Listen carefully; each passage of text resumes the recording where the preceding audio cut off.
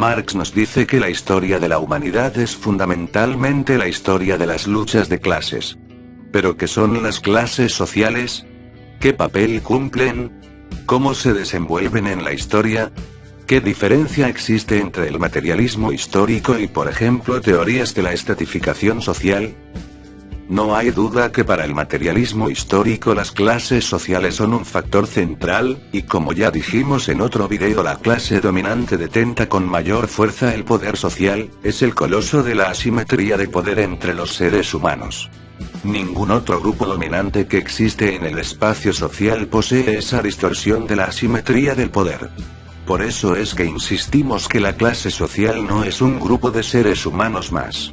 Así, por ejemplo, el grupo étnico o el sexo pueden ser relevante como grupo social, pero como magnitud de asimetría del poder la clase es el más importante, más estable a través del tiempo, y es el que más tiende a dominar sobre el conjunto social, condicionando otros tipos de relaciones de poder, de ahí su importancia fundamental como campo de estudio.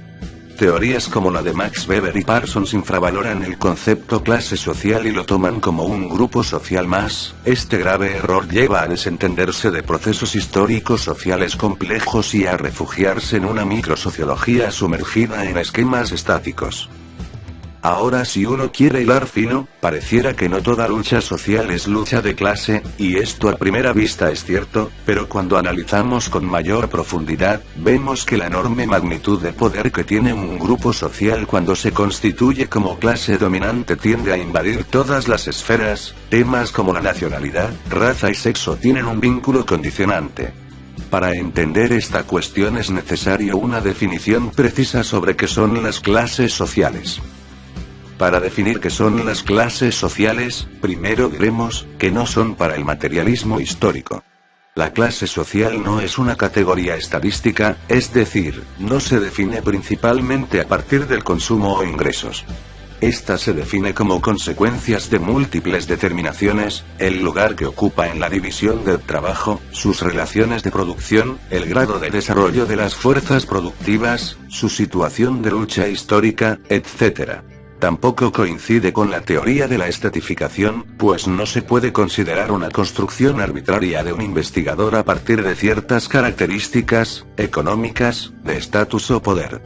Por último, diremos que tampoco es un grupo ligado a lazos afectivos y o emotivos con pretensiones a llevar a cabo una acción comunitaria, aunque en una clase social puede existir lazos distintos, entre ellos afectivos, pero la manera que toma el funcionalismo y otras corrientes, tiene una evidente carga ideológica al llevar la lucha de clases como sinónimo de desviación social, como un factor irracional, y no es casual que sea así, pues para estas teorías sociológicas el concepto racionalidad se reduce únicamente a la sociedad burguesa liberal.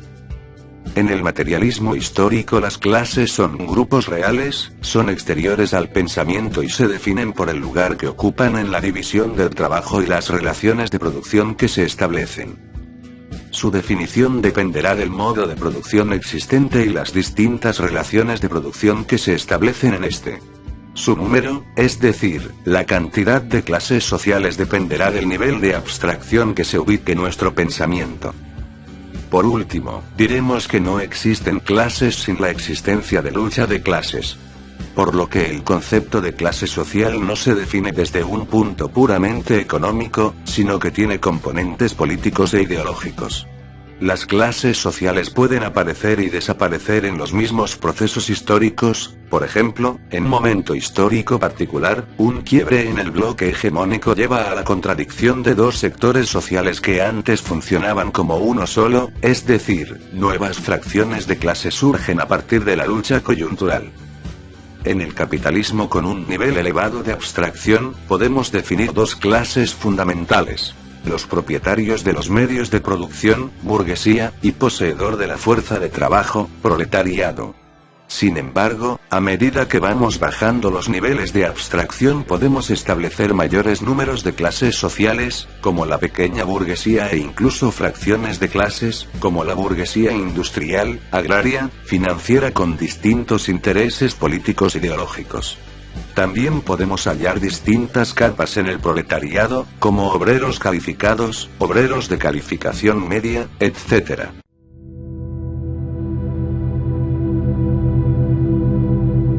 como bien explicamos anteriormente, las clases sociales, no solo se visualizan en función de las relaciones de producción que se integran a simples esquemas estructurales, sea en modo de producción o formación social concreta, sino que se forman y redefinen de modo constante en diversas coyunturas históricas de una formación social, es decir, en el momento concreto de luchas de clases.